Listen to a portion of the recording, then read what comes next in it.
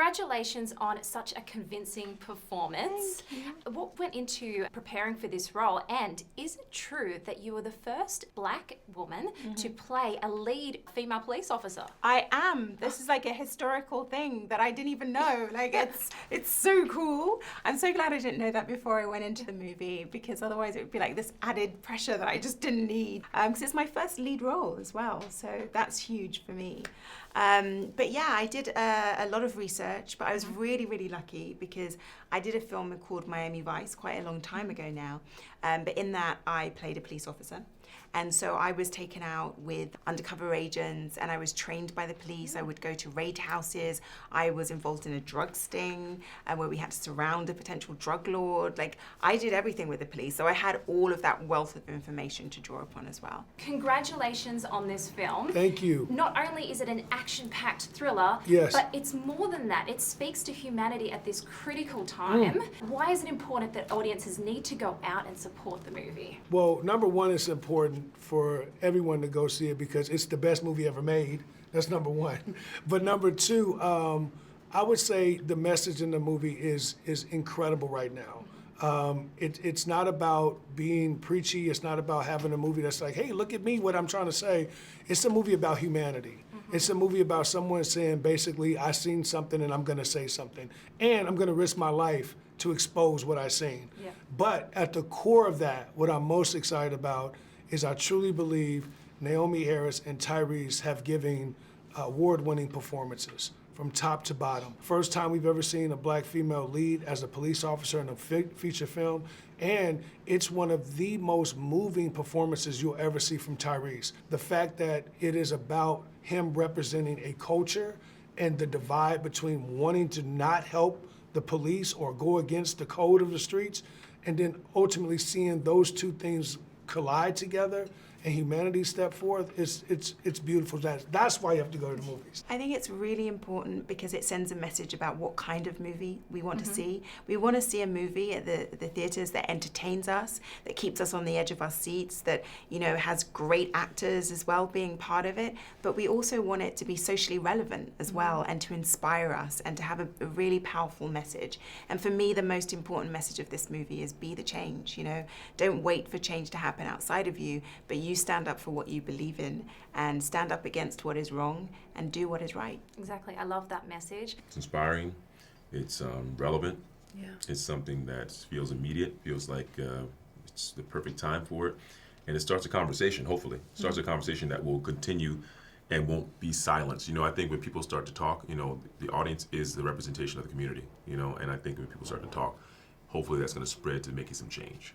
I really admire art that not only entertains, but like you said, brings about a conversation that hopefully brings about change. And listening to Deon last night speak, you can't help but be affected by his passion. Oh, what was it amazing. like working with him? It's exactly that. It's, you know, I've said it a couple times today. I got a phone call and went and sat with Deon, which was supposed to be a half-hour meeting, and we sat for 3 or 4 hours. I had never read the script. By the time I left, I said, I'm in. I'm signing on. I believe you. I believe in what you're doing. I believe in what you're saying, and I want to go work with you. So and that carried through for all of us. Working with him, you know, he's an amazing guy. Yeah, it's definitely infectious. It is infectious. Yeah. This powerful film is grounded in realism, especially the fight scenes. What was it like filming those fight scenes, and was it important to show Alicia not as a superhero, but as a strong, experienced Army vet and rookie cop? Yeah, absolutely. This isn't a superhero movie, you know what I mean? This is, you know, it's heightened reality, but it's ultimately grounded in reality, this film. So, you know, when she gets thrown around, you feel like she feels it, and she does, you know, and I did playing her as well, you know. It's really difficult to do these kind of movies without getting hurt because action stuff, it's usually painful. If you're thrown against a wall, no matter how much you're padded, it's gonna hurt. There's one interesting thing that is brought up in this film, and that is the use of police body cam footage and how it's dealt with and uploaded. Do you think this is an area that can be improved upon? Oh yeah, sure. I would think a direct feed, I mean, I don't know, in this day and age, to have to download something to, like, it seems a little odd to me, but, you know, I don't actually know the logistics of it, but I think it should be more seamless than that, so that if something happens, it actually can be uploaded and be seen by someone immediately as Like opposed a to live feed, Yeah, maybe. live feed. That's what it Yeah. is, live feed. But I know. You As know. opposed to, like it's a mini cam on your. Yeah, I mean, it's like we have Nest cams. I mean, Yeah. if you have a Nest cam, Yeah. you can have a body cam that is live feed. That's But it's a great tool. It certainly is a great sure. tool. Yeah. it should be a deterrent. You know, that's what you hope. I think it's absolutely an area that needs more discussion. I think that the idea of policing the police by using body cameras, I think it helps engender trust, and I'm really excited about that. And I think it also helps the police as well, you know. But who has access to that body camera footage is a real issue currently. So we need to do more to explore the issues and make everyone feel comfortable about using body cameras. But I'm all for them. I think they're a positive thing. There's one scene that I want to talk about, and it's where the police squad raid the apartment complex. It was so intense. What was it like working on that? It was intense, and I tell you, we talk about New Orleans. You know, it was an abandoned Project. project. It was a project. And you there was kind of ghosts. I mean, you felt it, you know, and you could see the water line from where the Smell flood it. was. That was And- really emotional for me. Yeah, you can see how devastating. Like, you know, we've seen it on the news, but when you're there and you see that the water line was 13 feet up, and that these people live there.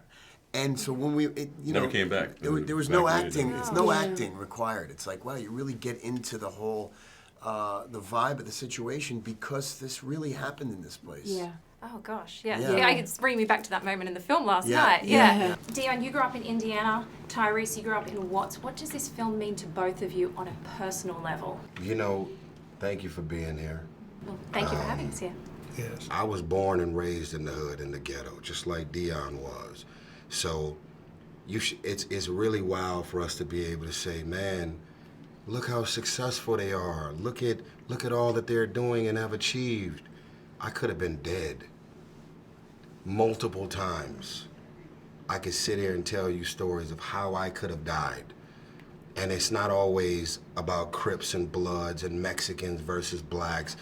It's about the police that could have killed me when I got pulled over from speeding, or, you know, you're being arrested and being thrown on the hood with the hood of your car is hot and your face is smeared on the top of the car, and you're just there vulnerable because you're like, damn, I called the police, or I may be doing something bad, but why are you doing so much? And it's on full display. And it's even worse now because you expect social media and cameras to be able to slow people down, but it's actually getting worse, and people don't care that their crimes and corruption and racism is being caught on camera.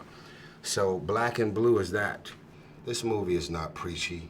There's no one on a podium giving a speech. This movie is to say, you know, I'm a part of the problem if I'm able to sit at home and look at social media, look at the killings, the police brutality, the excessive force, the beatdowns, the bigotry, the racism, you know, Eric Garner, Tamir Rice, everything that's happening that we see every day. If you're at home and you're able to say, man, I feel really bad about what they are dealing with, then this gives you a front row seat to really make you understand some things that you may not understand before you see this movie. And I want y'all to all show up and make a statement. Wow, thank you so much for your time. We're out of time, but powerful words. Thank you.